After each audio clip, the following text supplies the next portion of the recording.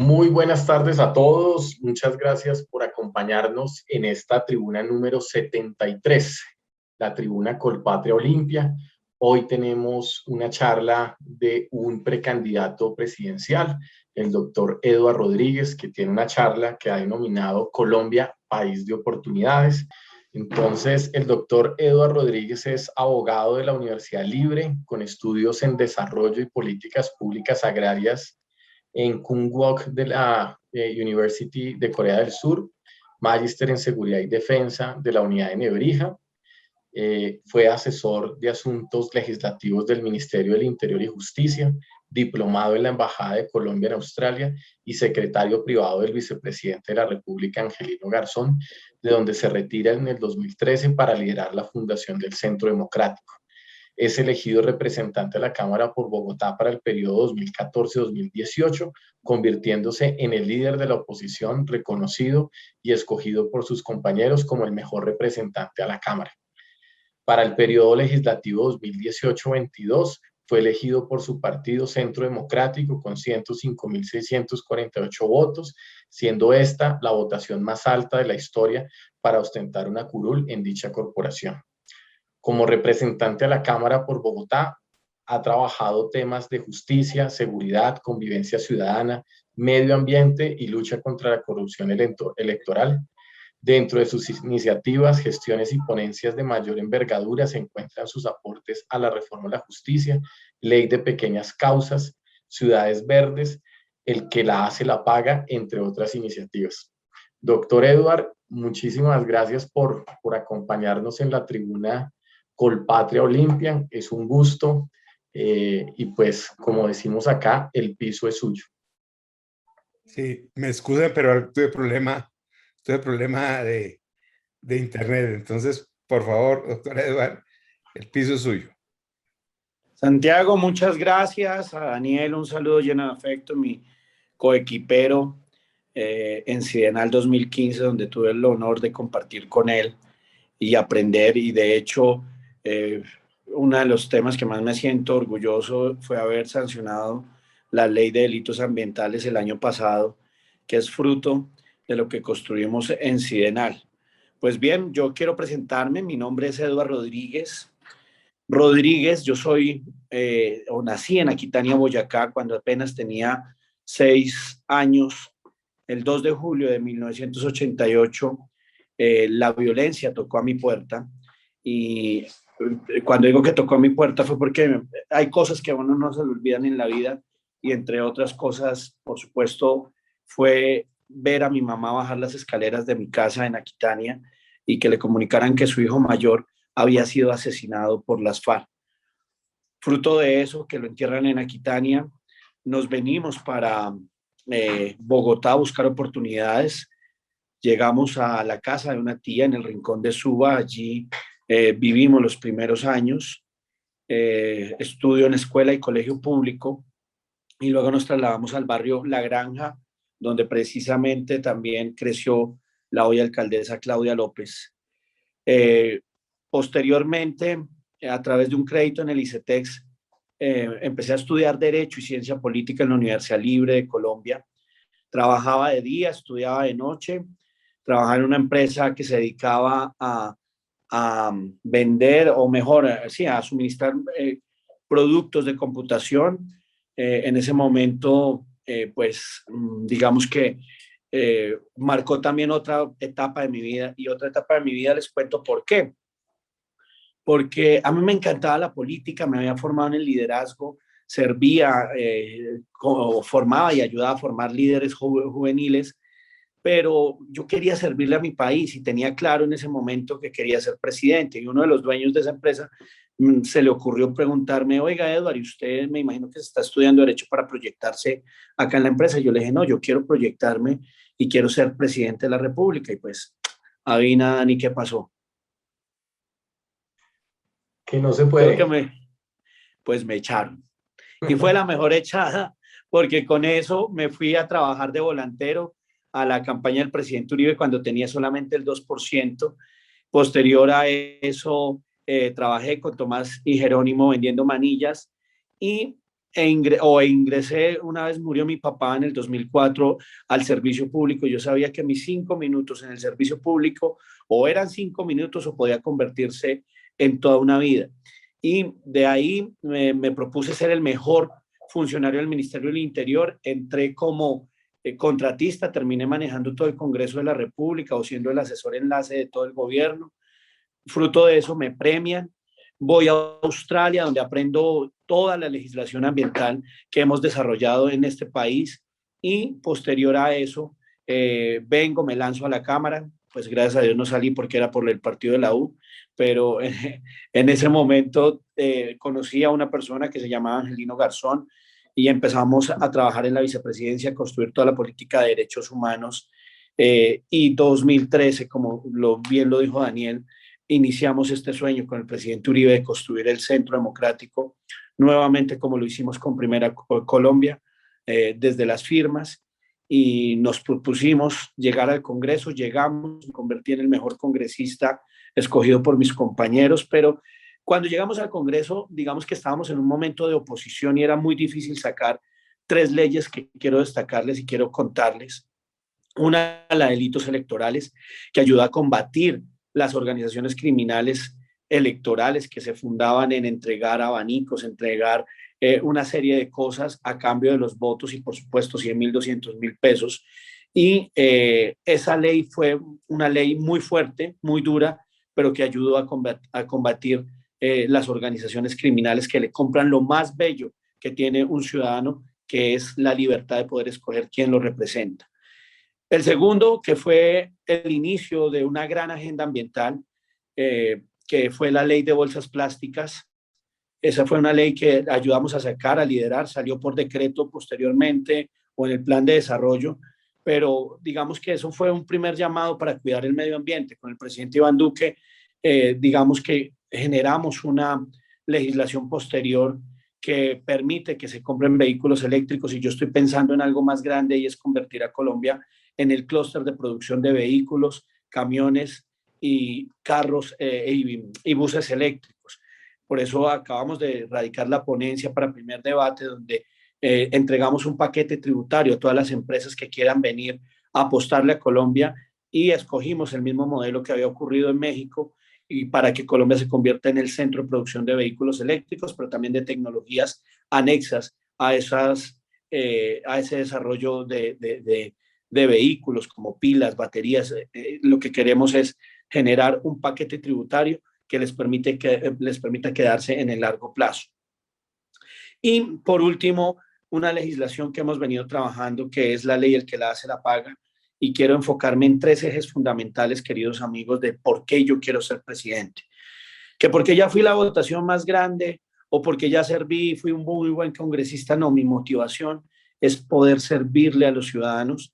Y en el 2026, el 7 de agosto a las 4 de la tarde, cuando ya se posesione el nuevo presidente, poderlos ver a ustedes y decirles que juntos logramos construir un país de oportunidades, un país con un crecimiento sólido, basado en 3 ejes fundamentales, que es empleo, empleo y más empleo.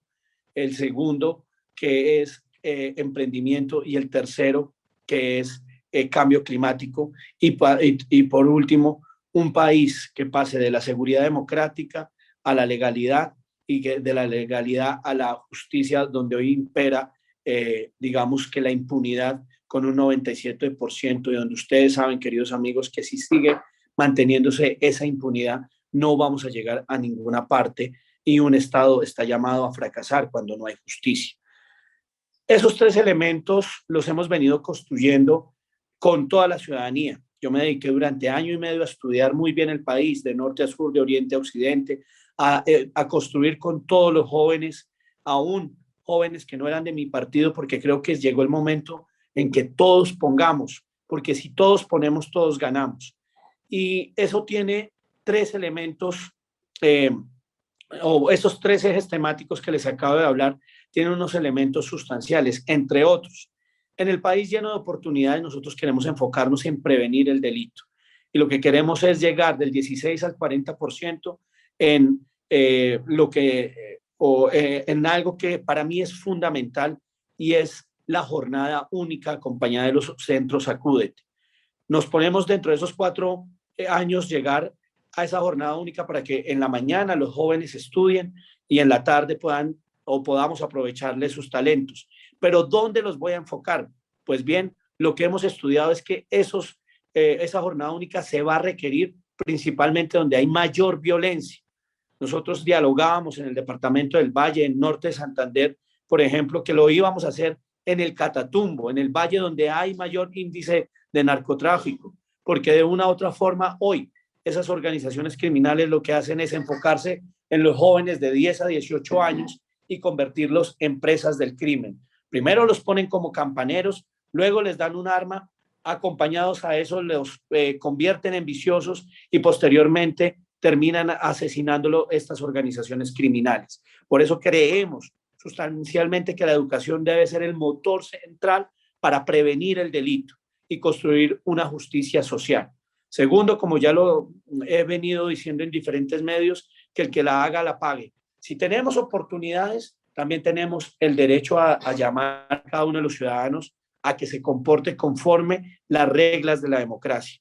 Y por eso nosotros hemos dicho que aquellos delincuentes que sean cogidos robando, atracando, generando lo que hoy se considera por la ciudadanía la principal problemática del país, pues tiene que pagar hasta 3 veces el valor del objeto hurtado, tiene que comprometerse en una sentencia ejecutoriada, que tiene que ser un procedimiento rapidísimo, en una sola audiencia, a indemnizar a la víctima, a pedirle perdón, a trabajar y estudiar con unas penas efectivas, escogiendo la legislación de California y de Chile, que ha sido una legislación eficaz en la ruta para combatir el crimen. Esa ruta para combatir el crimen enfoca en que al primer strike, como lo llaman allá, se le da hasta 1 año y medio de cárcel, dependiendo de la negociación. Si lo vuelve a cometer, 3 años, y si lo hace por tercera vez, basta 15 años efectivos de prisión. Creemos que ahí también hay que enfocar la justicia, donde también hemos propuesto que debe haber menos magistrados y más jueces. Necesitamos que los jueces sean especializados, que estén en las regiones y que realmente exista justicia, y todo esto acompañado de una figura que creé en el 2018, que es la figura del acusador privado, porque muchas veces el sector privado ve en la fiscalía, que es el que lleva la noticia o lleva el poder criminal ante el juez de control de garantías, ve impunidad total, y por eso el juez la figura del acusador privado tomará acá una gran relevancia para que haya o se le impute a los diferentes criminales los delitos que hoy contempla nuestra legislación. Por último, quiero hablarles de 3 ejes de crecimiento económico. El primero, yo quiero ser el presidente que construya 7 ciudades verdes en la Orinoquía colombiana. Lo hablábamos con Rafael Marín de Marval y nosotros hemos visto que hoy tenemos una potencialidad muy grande para que esa despensa de Colombia sea aprovechada y se convierta en una despensa para Latinoamérica. ¿Qué vamos a hacer? La infraestructura que es necesaria. Ya el presidente Duque, con el presidente Duque construimos dimos 800.000 millones de pesos para la vía que nos comunica con Puerto Carreño, y nuestra idea es hacer unos planes de largo plazo para construir esas ciudades o esas 7 ciudades verdes donde existan hospitales, donde existan universidades, donde existan aeropuertos, y alrededor de eso colocar toda una industria agraria y explotar esta tierra que es sin duda una gran oportunidad para Colombia. El otro elemento sustancial es los recursos de las regalías. Yo estoy muy preocupado, queridos amigos, porque los 17,3 billones de pesos se están yendo para estudios. Y en ese orden de ideas, lo que está pasando es que se quedan en manos de los corruptos. Nosotros queremos hacer un plan de choque de 24 meses. Ese plan de choque de 24 meses incluye que los 3 primeros meses a los ninis jóvenes de 18 a 28 años se les dé una oportunidad de trabajo a través de alcaldías, gobernaciones, a través de juntas de acción comunal o a través de federaciones. Vamos a coger y darles oportunidad de empleo para que reconstruyan o construyan las deudas pendientes que hoy tiene la nación. Vías terciarias, acueductos rurales, también mejoramiento de vivienda rural, o simplemente también mejoramiento de los municipios o embellecimiento de los municipios, y esto también acompañado de lo que nosotros hemos denominado infraestructura del cuidado, que es también entender a aquellas personas o aquellas madres que hoy tienen o necesitan profesionales para que les ayuden a sus hijos a salir de enfermedades que pues son penosas y que los han tenido, digamos que incrustados, y que de una u otra forma esta sociedad o esta ciudadanía no los muestra. Tenemos también que llegar con soluciones a estos municipios y tenemos que llegar con infraestructura normal, pero también con la infraestructura del cuidado. El segundo elemento me lo daba Armando Armando Gutiérrez.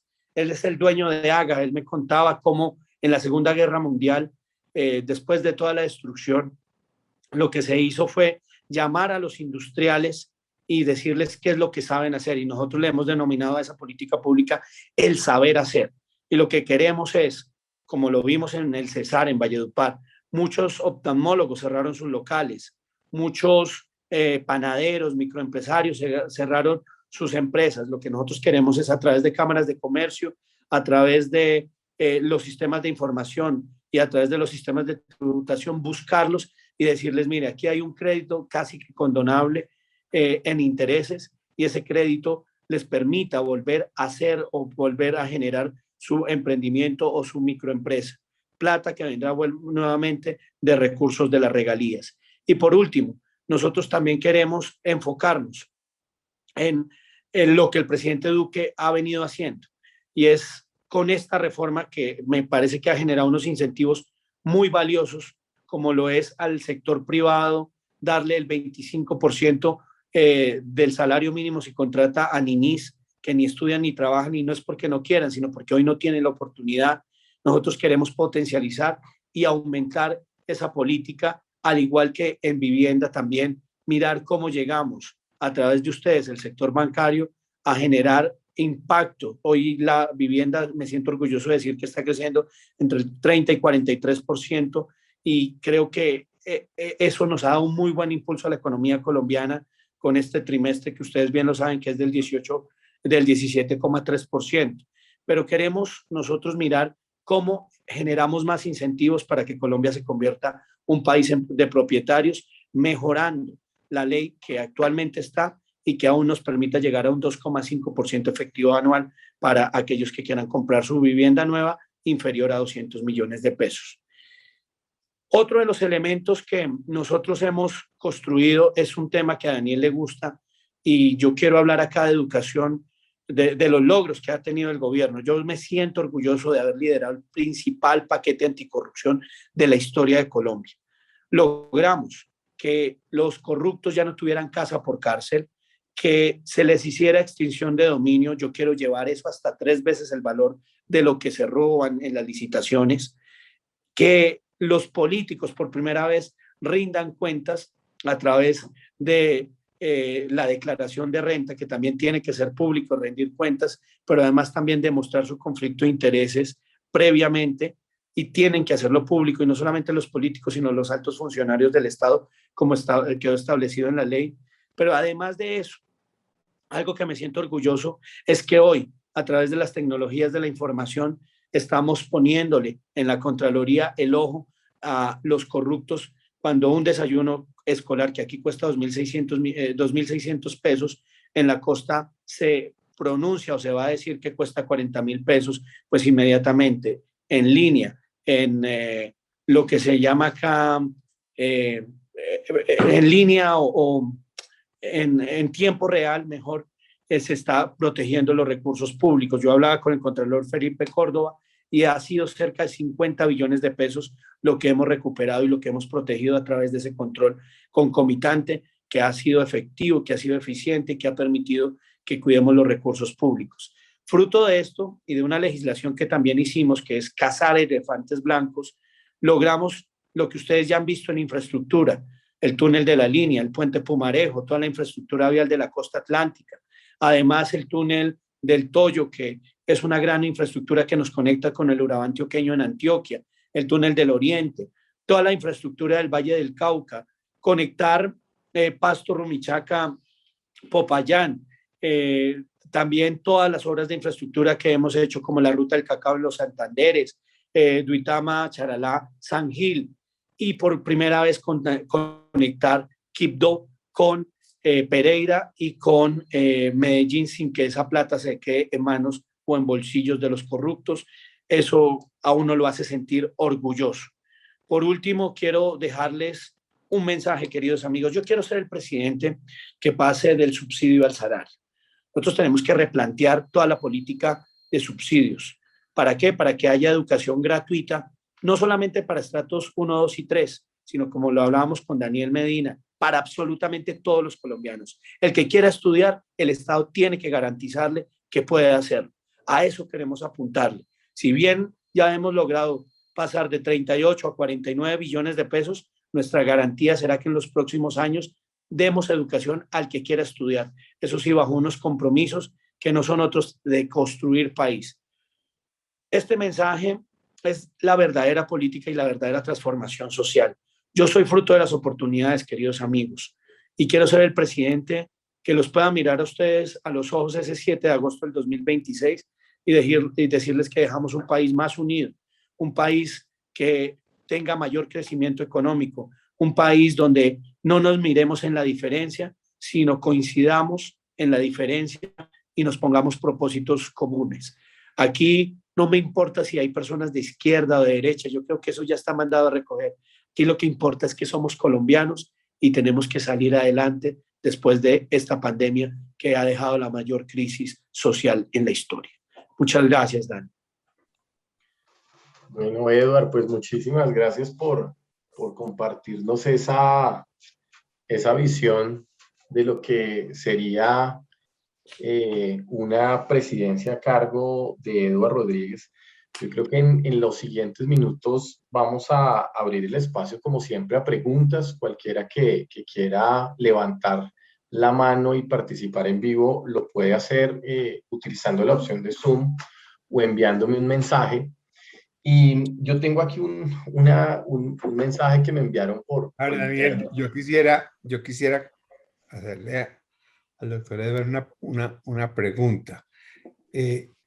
¿Cómo se está viendo frente a marzo del año entrante en cuanto a una cantidad de candidatos del centro derecha y por otro lado también de la izquierda? ¿Cómo está viendo esa competencia? Pues Santiago, yo he aprendido que no hay que hablar mal de la panela ajena para vender la de uno, entonces me voy a poner a hablar bien de la panela ajena. Yo creo que hay muy buenos candidatos y eso es muy bueno. Yo en mi partido destaco el valor del doctor Oscar Iván Zuluaga, el valor de Paloma y el valor aún de Rafael Nieto y de María Fernanda Cabal. Yo creo que aquí el país tiene que empezar a hablar es de tesis y de propuestas, y en eso tenemos que coincidir. Mi gran llamado, Santiago, ha sido a que coincidamos en qué es lo que queremos o que vamos a construir a partir del 7 de agosto del 2022 como grupo o como ideas principales. Yo le apuesto, Santiago, sin duda, es al plan programático que hay que construir. ¿Quién lo lidere? Pues por supuesto el que tenga la facilidad de unir más a los colombianos, el que genere menos resistencia. Y creo que la primera etapa de nuestro Tour Colombia ya se dio, que fue construir un programa con la ciudadanía. La segunda etapa es hablar de ese programa con las bases del partido, ganándome las bases del partido. Le estoy apostando a eso, sobre todo a los jóvenes. Eso tendrá un fin que es el 22 de noviembre, donde yo aspiro a ganar esa consulta, y luego iremos a construir con otros sectores. Me imagino que va a ser sectores como el alcalde Peñalosa, Federico Gutiérrez, Dilian Francisca Toro, perdón, y todo aquel que quiera, digamos, que medirse en una consulta en el mes de marzo. Nosotros iremos con unas tesis fuertes, sólidas, a medirnos o a presentar a nuestros candidatos. De hecho, uno de los temas que yo estoy promocionando en el paquete de justicia es una reforma integral a la justicia, una disminución del Congreso en un 50%, y creo que hay que hablar de otros temas, y por eso yo estoy proponiendo una quinta papeleta, y ahí es donde vamos a construir un plan programático integral con diferentes visiones y diferentes vertientes, donde creo que si todos ponemos, todos ganamos. Eduardo, me envía aquí alguien por WhatsApp que, ¿por qué no nos amplía un poco la historia con Santrich? ¿Sí? Realmente la opinión pública lo empieza a escuchar a usted a partir de esa confrontación, si pudiéramos decirle esa palabra, que se dio en el Congreso cuando Santrich se acercó. Cuéntenos un poco de esa experiencia que tal vez lo volvió un poco más viral a usted. Pues mire, Dani, voy a empezar por una historia. Estábamos, a propósito que hoy el presidente Duque está en Madrid, estábamos en un restaurante con el presidente Felipe González.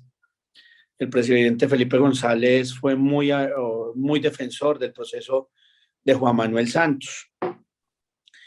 El presidente Duque, recién electo, le cuenta al presidente Felipe González cuál era la visión que él tenía sobre el proceso de paz, porque era necesario pasar la página, pero concentrarnos en modificar algunos elementos, como por ejemplo hubiese sido la JEP, porque nosotros teníamos que nunca más en la historia de Colombia determinar que el narcotráfico y el secuestro fuera un delito o considerado un delito político, cosa que también le cumplimos a Colombia.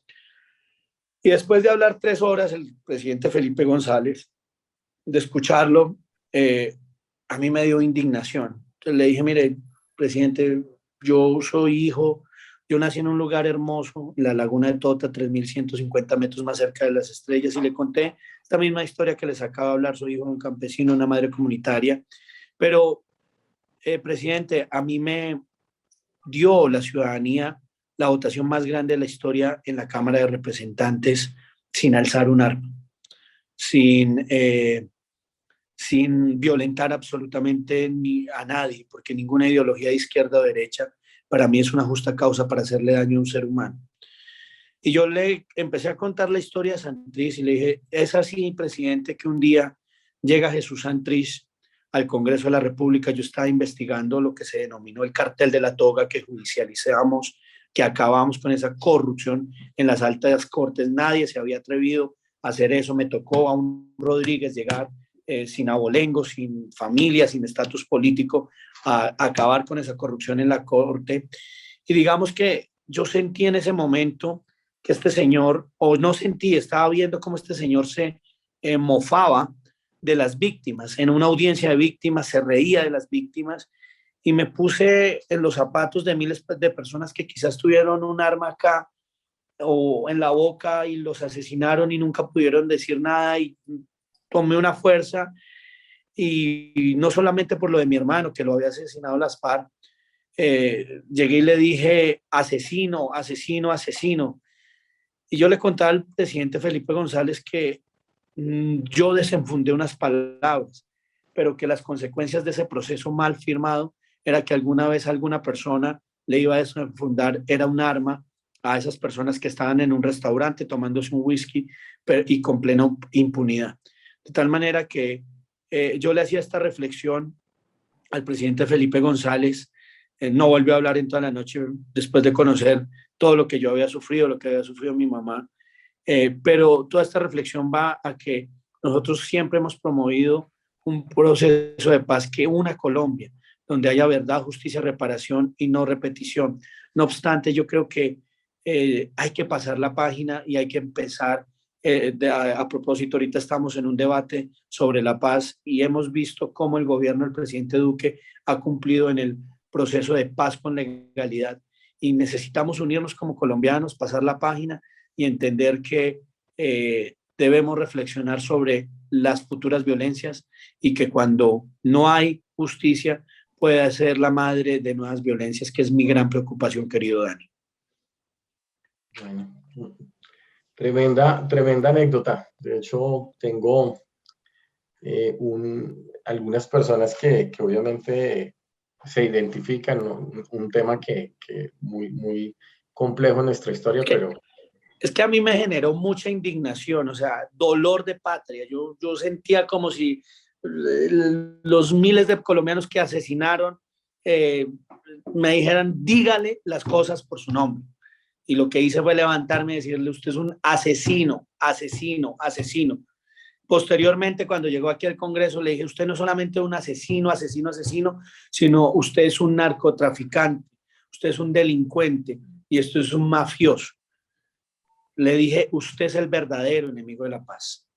Posteriormente, todos sabemos cómo terminó este señor que le hizo el quite al proceso, le hizo el quite a las altas cortes y terminó asesinado, muerto en su propia ley. Yo creo que el que la hace la debe pagar y Dios es un Dios justo y tarde que temprano la iba a pagar, no solamente por burlarse de las víctimas, sino por esa impunidad que él pretendía tener. Bueno, le voy a dar la palabra a Edgardo Ñoro. Edgardo, estoy reactivando su sonido. Adelante.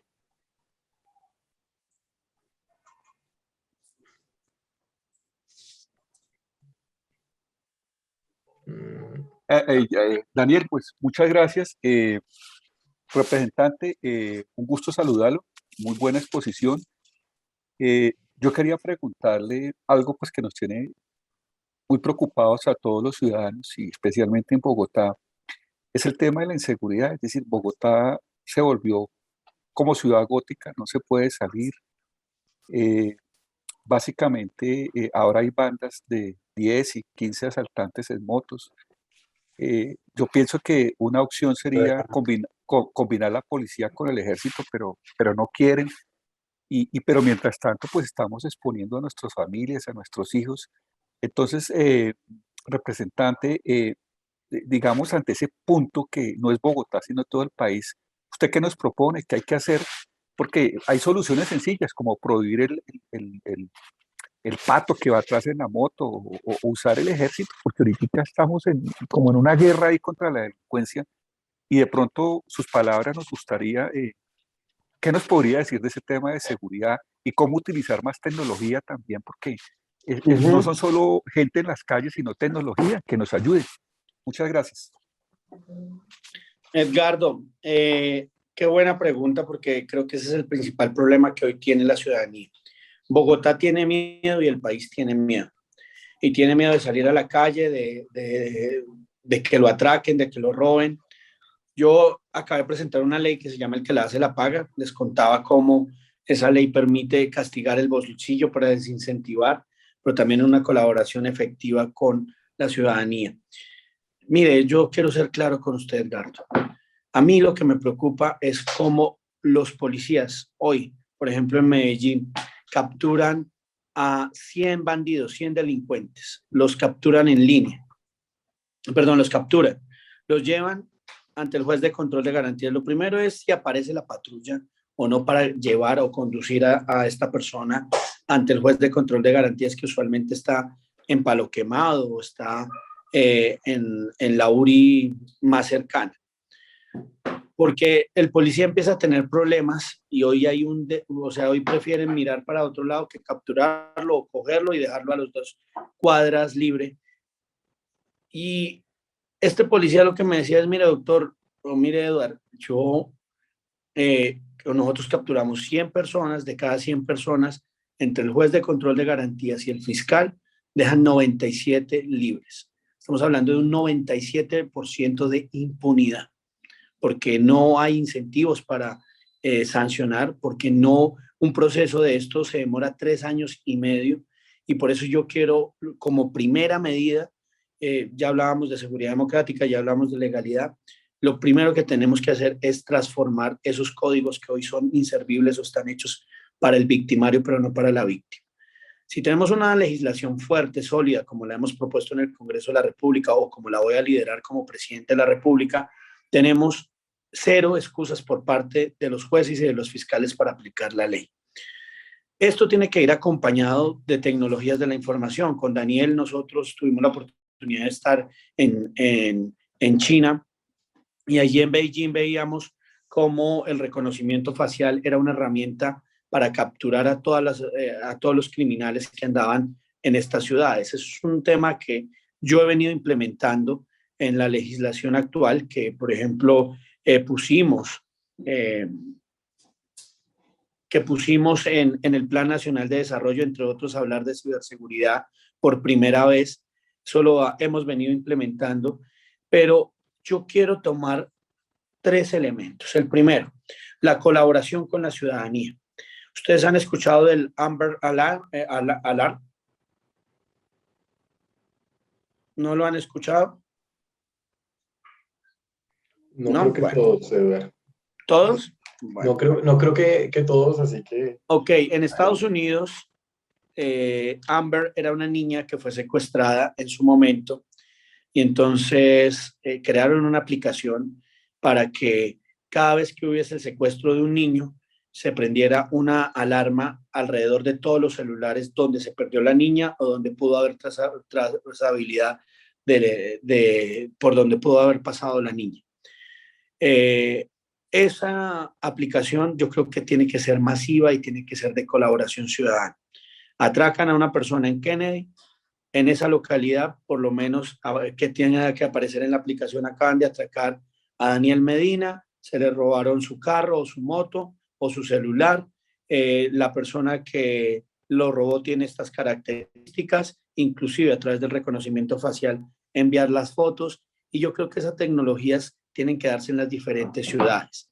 En la transformación a la policía, por ejemplo, nosotros creemos que tiene que manejarse la policía más eficazmente y lo hemos propuesto también en diferentes artículos donde recogemos cómo en Inglaterra se judicializa básicamente a través de las cámaras a los ladrones.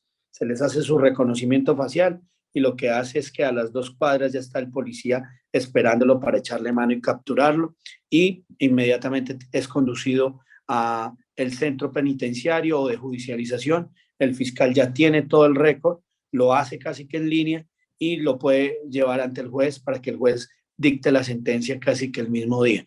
Esta es la legislación que se necesita y aquí se necesita trabajar conjuntamente entre la ciudadanía, la fuerza pública y los jueces y fiscales que tienen hoy un gran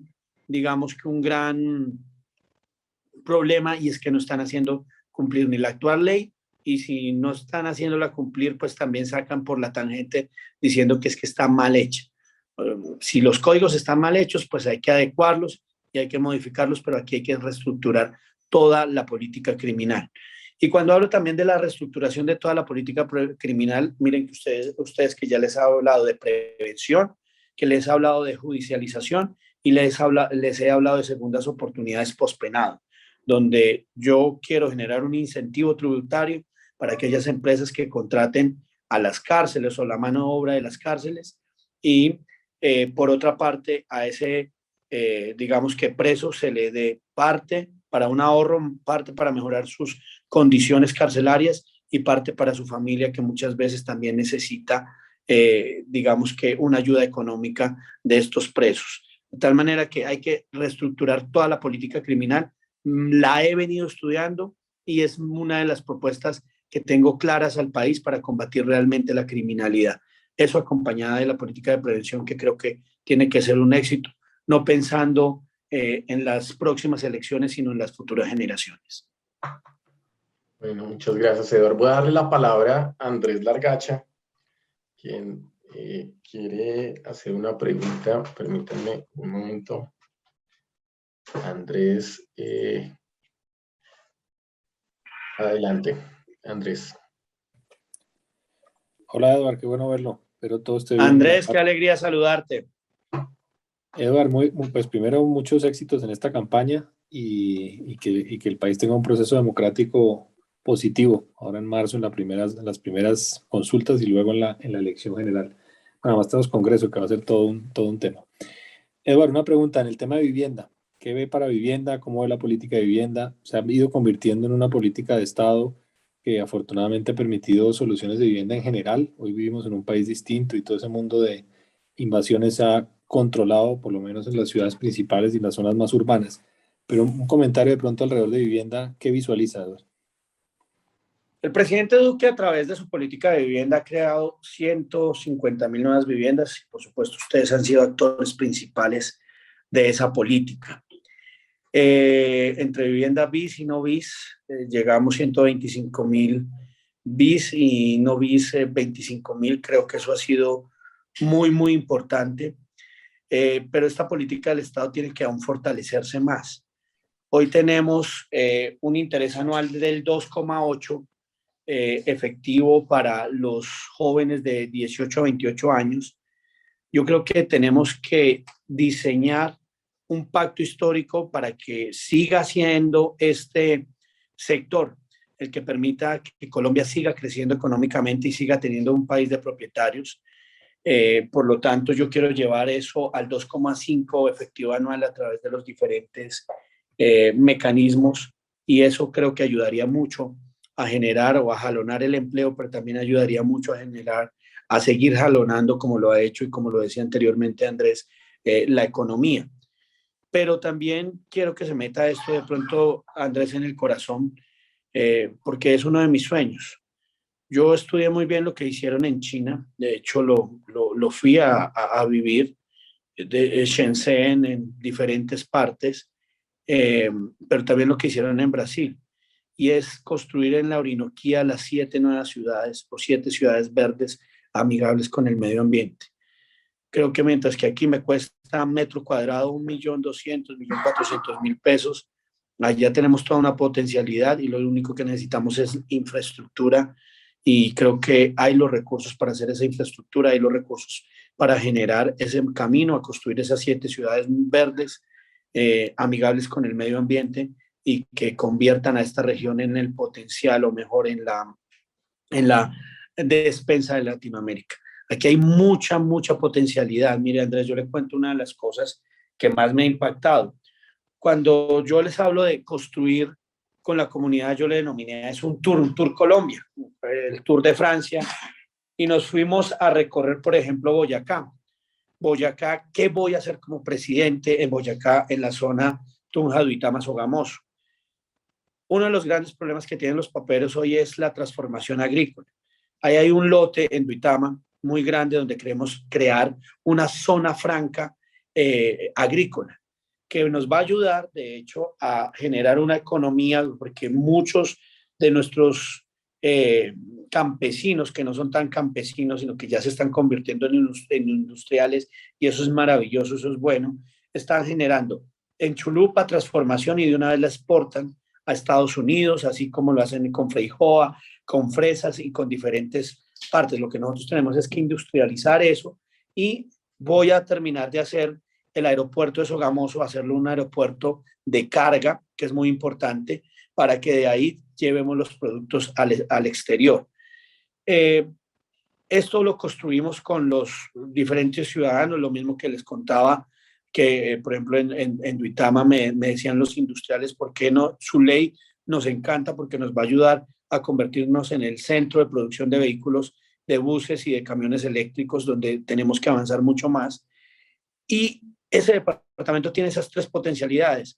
En el Cesar tenemos otra, la ruta del Vallenato, que es generar turismo sostenible y todo el año. En La Guajira, por ejemplo, volver a los guayú socios de las grandes cadenas hoteleras y convertir en el próximo Cancún digamos que estas playas, pero todo eso tiene que ir acompañado de un desarrollo sostenible de vivienda, donde creo que podemos pasar de 150.000 a 300.000 con la misma legislación, o aún mejorándola y convirtiendo esa política en Estado una política para que Colombia se convierta en un país de propietarios. A eso le tenemos que apostar, y creo que hay un gran, gran futuro en eso, querido Andrés. Gracias, Eduardo.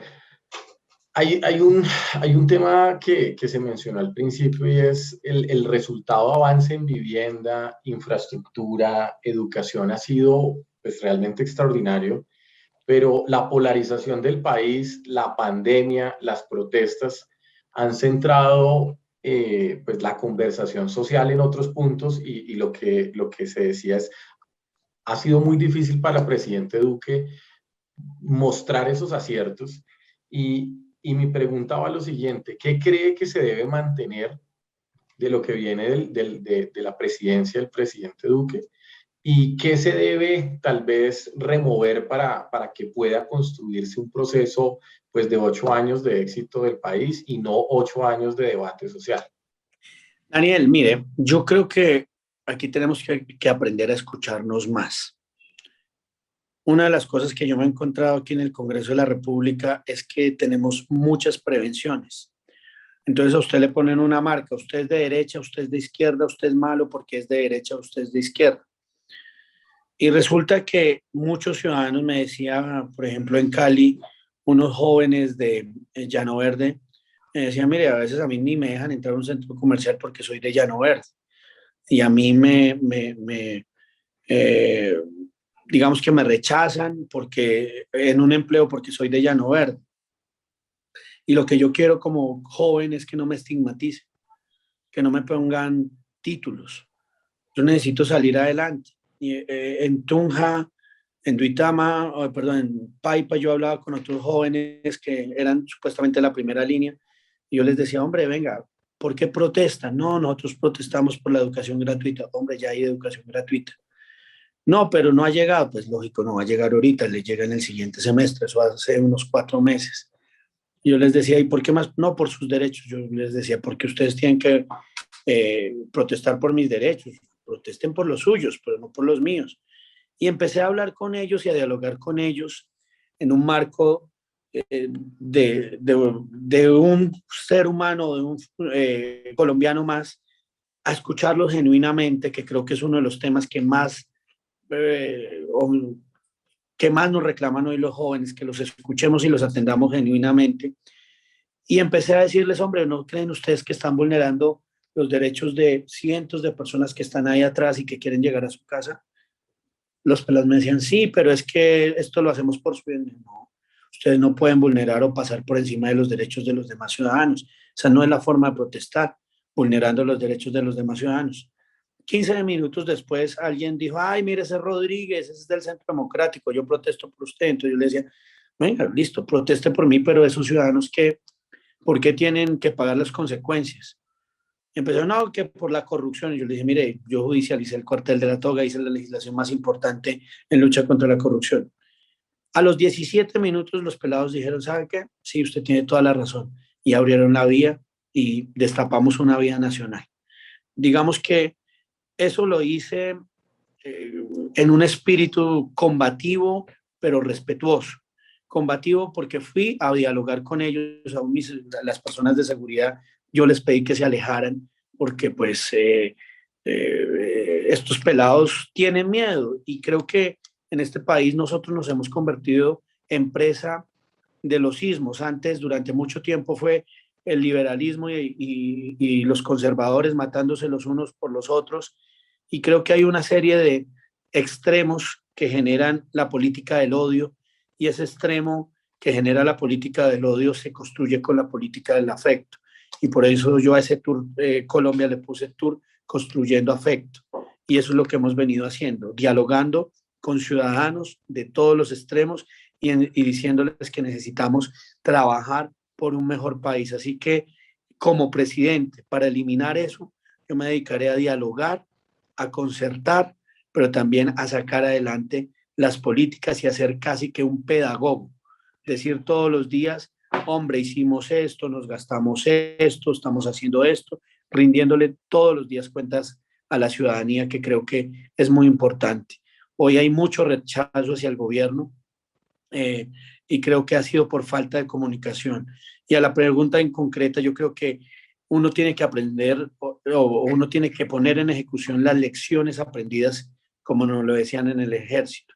Y es que fue bueno, que fue malo, pero siempre tener una visión clara hacia dónde va el país. Por ejemplo, en cambio climático, nosotros nos hemos propuesto reducir en un 51% los gases de efecto invernadero para el 2030 y en el 2050 tener gases de efecto invernadero neutro, que eso es muy importante. ¿Cómo lo hemos hecho? A través de una legislación de delitos ambientales, donde castigamos delitos como la deforestación en la cuenca amazónica, que es castigar organizaciones criminales enquistadas allá, donde castigamos los que hoy hacen minería criminal, los que cometen delitos como el aleteo, que ya les explicaba que es que cogen los tiburones, les quitan las aletas y los vuelven al mar, y también donde los que hacen ecocidio, que es un delito autónomo que yo traje de la Corte Penal Internacional y que hoy es un delito que genera 15 años de prisión a estas organizaciones criminales que, como digo, han dañado el medio ambiente en la ilegalidad y que nadie las combatía. De eso uno tiene que sentirse orgulloso, tiene que sentirse orgulloso de las ejecutorias del presidente Duque y también saber que que nadie es perfecto y que si uno se equivoca, tiene que con humildad decirle a la ciudadanía que se equivocó y ofrecerle excusas. Gracias. Santiago, Sí, pregunta Eduardo, yo inicial quería al hacerle cierre. una pregunta. La democracia, como la estamos viendo hoy, parecería ser que está haciendo agua. ¿Usted cree que se debe migrar más a un régimen parlamentario? A mí me encanta el régimen parlamentario y me encanta más también, por ejemplo, yo creo que el sistema, usted, Santiago, me va a decir, oiga, bueno, ¿y por qué usted construye una política desde las regiones? Es porque estamos mamados del centralismo. No se sabe cuáles son las potencialidades de cada una de las regiones. No se sabe, y hacer una política desde un escritorio aquí en Bogotá es muy fácil. Creo que hay que combatir eso y hay que combatirlo con propuestas novedosas como por ejemplo la que usted está diciendo, el sistema parlamentario, que me parece que es maravillosa, o por lo menos federalizar a Colombia, entendiendo no lo que ocurrió hace unos años, que simplemente fue un pacto político de dónde estaban mis votos y cómo yo, mi departamento tenía unos votos o no tenía unos votos, sino desde las realidades potenciales de cada una de las regiones. Yo creo que sí hay que empezar a hablar de acabar los departamentos y convertirlos en estados federados. Bueno, Edward, pues de verdad un gusto y muchos éxitos en esta precandidatura. Estaremos muy atentos y bueno, pues creo que esta tribuna está abierta para escuchar a todas las opiniones y todos los puntos de vista que los precandidatos nos están mostrando. Así que muchísimas gracias nuevamente. Santiago. Dani, muchas gracias a ti. Y bueno, este debate político se tiene que convertir en un debate de ideas y no de personalismos. Este debate político yo quiero llevarlo a un debate serio, coherente y de grandeza. Y por eso yo le he propuesto a mi partido y lo aceptaron unos foros donde seguramente vamos a estar hablando con el sector privado, con los ciudadanos, con las bases del centro democrático, pero vuelvo, insisto, uno le tiene que caer el país en la cabeza, pero también en el corazón, y para eso hay que estudiarlo mucho y tener la autoridad y decir las cosas por su nombre para cuando uno entre a gobernar, ejecutar todo eso que construyó con la ciudadanía y así buscar, digamos que un mejor, un mejor destino para esta nación. Una cosita que se me había olvidado, si usted me lo permite, Daniel. Adelante. Y yo creo que lo quiere saludar el rector John Jairo, el doctor John Jairo Morales, que me escribió por interno que quería dar un último saludo. Doctor John Jairo, qué gusto saludarlo. Abre el micrófono, John Jairo.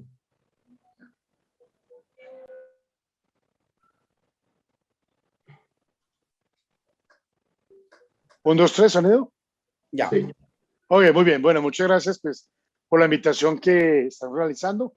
Lo vi por el grupo de Cadencia Enal. A Dani por la invitación y a todos los organizadores. Y bueno, una alegría pues escuchar a nuestro querido amigo Edward. Me gusta el tema de la federación. Es un tema bastante, complejo porque pues, la verdad Colombia tuvo ya esa forma de Estado, al igual que Confederación y hoy por hoy República Unitaria. Pero bueno, será en otro espacio académico donde podamos debatir un poco más sobre el tema de la federación, porque a mí me gusta mucho la idea de pasar a la federación, el sistema parlamentario y una reorganización de los entes territoriales, pues como las regiones que estamos actualmente, las 6 regiones. Yo creo que ahí ahorraríamos muchos costos. Pero bueno, Mi pregunta, mi querido Eduardo, si me lo permite, es frente al tema de la justicia. Estamos viendo hoy por hoy, la verdad que esos pesos y contrapesos que estamos encontrando se están debilitando. Lo estamos viendo en la Corte Constitucional y lo vemos reflejado también en otras esferas de la justicia. ¿Cuál es su opinión frente a digamos, una posible reforma a la justicia mediante una Asamblea Nacional Constituyente? Si está de acuerdo, digamos, con tener una sola corte, así como se ha planteado en diferentes debates, y cuál sería su posición frente al tema de la justicia en sí, frente a los puntos de única corte, por un lado, y la asamblea que se puede dar, o lo que está promoviendo de una manera u otra para llegar no solamente a la reforma de la justicia, sino a otras reformas del Estado. Esa sería mi inquietud, mi querido doctor Eduardo, y le agradezco a Dani por permitirme hacer esta pregunta. Muchas gracias. Dani, querido doctor John Jairo, mire, yo he propuesto esa quinta papeleta para hacer una reforma a la justicia, pero ojo, yo creo que también lo que hemos ganado como república democrática ha sido grande. Colombia ha sido el único país que solamente ha tenido una interrupción democrática en 2 siglos, en 1948, con el general Rojas, pero nosotros nos gozamos de una democracia deliberante, una democracia sólida y que hay que seguirla profundizando. Yo que creo que esa justicia especial, yo creo en la justicia especializada. Yo creo, por ejemplo, en temas como el Consejo de Estado, creo en temas como la Corte Suprema de Justicia y la Corte Constitucional, pero yo también creo en la seguridad jurídica. Es que, mire, John Jairo, yo le voy a contar una cosa, no puede seguir pasando en este país que una acción de tutela dure 3, 4 años por una decisión de correr 10 o 20 metros un arroyo en un proyecto de magnitud como es el Cerrejón, donde se ha comprobado científicamente que no se está dañando en los ecosistemas, donde se puede producir conservando y conservar produciendo. Yo, por ejemplo, uno de los temas que quiero hacer allá en la Guajira, y le cuento aquí entre nos, o que construimos con la ciudadanía, es una laguna azul que además se va a convertir en una hidroeléctrica en el cierre de mina del Cerrejón, que va a conectar el Perijá con la Sierra Nevada de Santa Marta y va a convertir eso en un potencial turístico, pero además va a permitir que en vez de que estemos a 120 kilómetros de la represa Rancherías, estemos simplemente a 40 kilómetros de Río Hacha, esta laguna azul, y nos ayuda a controlar aguas abajo, todas las inundaciones que a veces comete el río Rancherías. Para eso hay que conocer muy bien al país, y para eso también hay que mirar, a propósito de lo que usted está diciendo, John Jairo, ¿qué hemos ganado como justicia? Yo creo que aquí la justicia tiene que ser una justicia rápida, eficaz, tiene que tener unos cierres, y cuando yo digo que menos magistrados, más jueces, es quitar todos esos magistrados o esas magistraturas auxiliares que se están dando en las diferentes cortes o en los diferentes sectores. Por ejemplo, hay que volver a los 27 magistrados de Corte Suprema de Justicia, que a mí me parece que son muchos.